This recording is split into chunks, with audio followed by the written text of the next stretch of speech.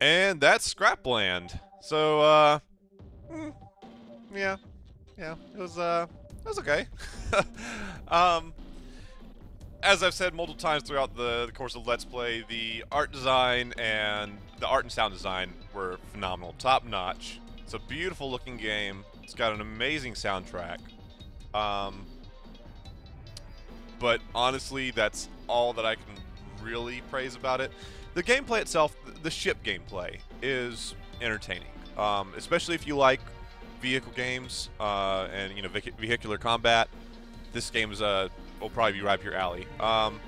The on-foot segments are a little bit lacking. It feels like those could use a lot more polish. So that's definitely not gonna sway you in favor of this game if you're on the fence. But beyond that, I was really unimpressed with the story. None of in spite of the characters being really cool looking, none of the characters were super interesting, and the story didn't make a whole lot of sense. It was just kind of an excuse, which is fine, I guess. Like games like Banjo-Kazooie and Spyro, they're not really story-driven games per se. I mean, the story is pretty much just like a excuse for going around and collecting stuff. But I feel like they back it up with enough solid gameplay to make up for that.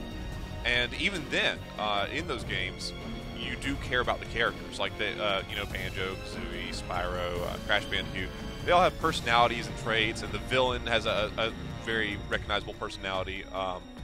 And so you root for these characters, and you get invested with them. I did not really see that so much in Scrapland.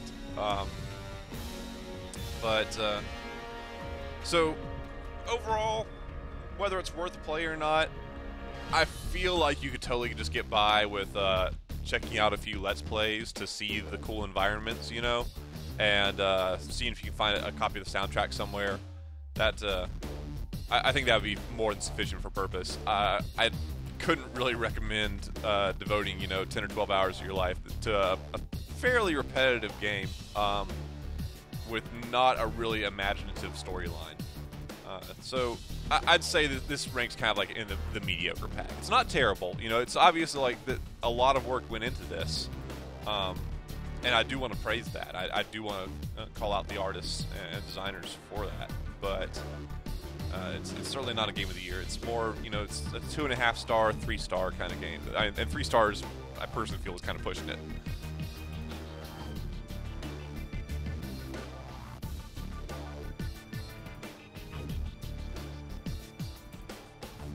I tried to do these little reviews over the credits, just to sum everything up, and I never know quite where to end with them. Like on the Anachronox review, I could kind of keep on going with the credits because there was some extra jokes that they baked into it. Here it's like I just finished like, yeah, the game's not that good, and I feel terrible for that being the last thing I say about a game, because I mean, I know that so much effort went into this. Like, look at all the people that are involved with it, I mean, you're talking about, people devoting years of their lives to this craft. And I don't want to sound like a jerk just being like, yeah, it was alright. But credit where credit's due.